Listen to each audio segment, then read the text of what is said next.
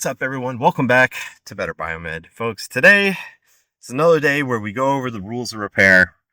We talk about one of the rules, and it's failures are only a symptom.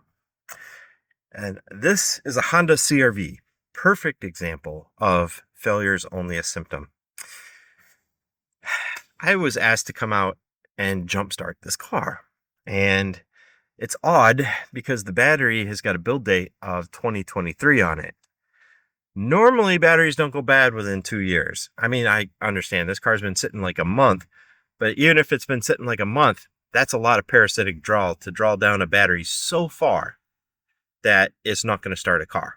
It's really bad. You got to check your system if you've got a problem like that, or maybe just a bad battery in general. But think about it.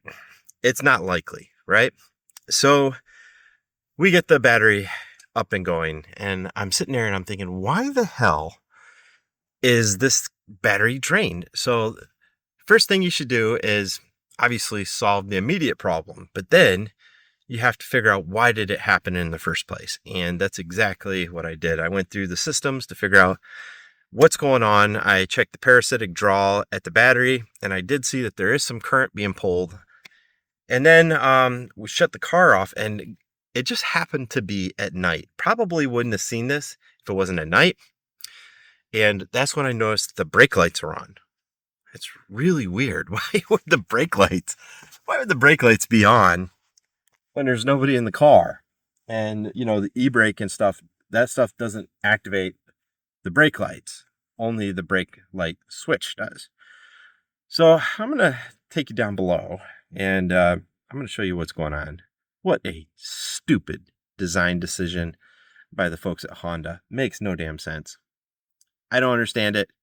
And Honda, shame on you guys. Because after I realized what it was, I got online and I took a look. And there's one guy who 3D printed this part. And thanks to you, the part didn't fix. I had to modify it to make it work. But still, thanks to you for attempting to solve this problem. And, you know, anyway, let's go ahead and take a look, and I'll show you how stupid of a design this is. Okay, guys, here we go. So down inside the depths of Honda, right here is a brake detection switch. Okay, there. So when I depress the brakes, notice how there's a white plunger that comes out of the switch. Now this guy right here, this is your brake detection switch. Very simple to replace. You just turn it and it pops out. Very easy. And there's a little detent right here that you got to depress in order to get it to disconnect from the electrical.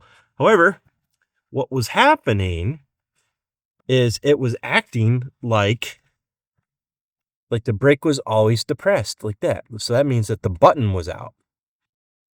So what happened was I took the switch out right here, and it was dark out, so I couldn't really see what was going on under here, but I knew that the switch was probably defective. So I took that switch out, and it just twists and comes out, and then you depress this little tab right here and the electrical disconnects. And I took it and I cleaned the contacts on the inside. I was like, yeah, it looks like it's pretty good. And there's always little symptoms, like little bits of evidence. You see this little blue stuff that's here? So weird. It's just chipped plastic, but as you can see, the person who owns this car doesn't really clean it too much anyway. So, you know, I thought it might have just been some debris, but it's evidence. What a stupid design. Notice this black piece right here. That is actually a button.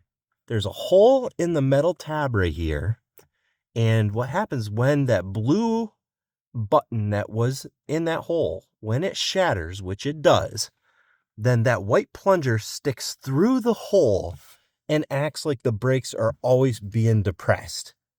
What a dumb-ass design. All they had to do is make that a solid piece and not drill it. But instead, they had to put some sort of dampener. You can see right here, evidence of the old dampener that's all over the floorboards. So there's some sort of blue dampener that used to be up in that hole right there. And I made one on my 3D printer out of regular PLA plastic, and you can see it stuck in there. And if it wasn't for that, then this would be a perfectly fine brake switch, probably one of the better ones I've seen in cars. But because they chose to put a dampener on there and then make it out of some fragile plastic that's going to degrade in 10 years, it's a product deficiency because the brake lights are always going to be on. And whoever checks their brake lights when they go inside the house? So the brakes are one of the areas of the vehicle that even when it's in park and the car's off, it will activate the brakes because that's the first precursor to notify traffic that, hey, this person's about to start their car. Is you press on the brake pedal and then all three of the lights will light up saying, hey, this person's turning their car on. It's like a public service, really. It's an alert that, hey, this car is about ready to boot up. So, it's so frustrating. So anyway, guys, just think of it next time. Next time you see like a dead battery or something, it's just a symptom. And it's extremely frustrating when a manufacturer makes such a dumbass decision.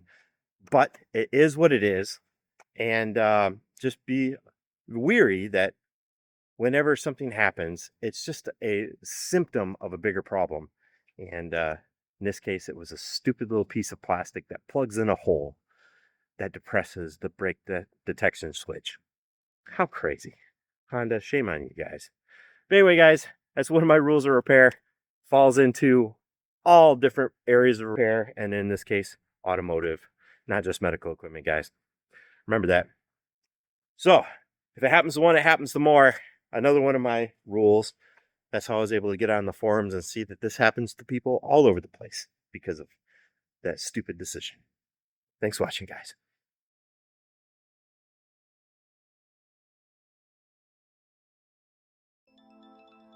I'm here to assist you with all your test equipment needs, from multimeters and test weights to patient simulators and x-ray analyzers.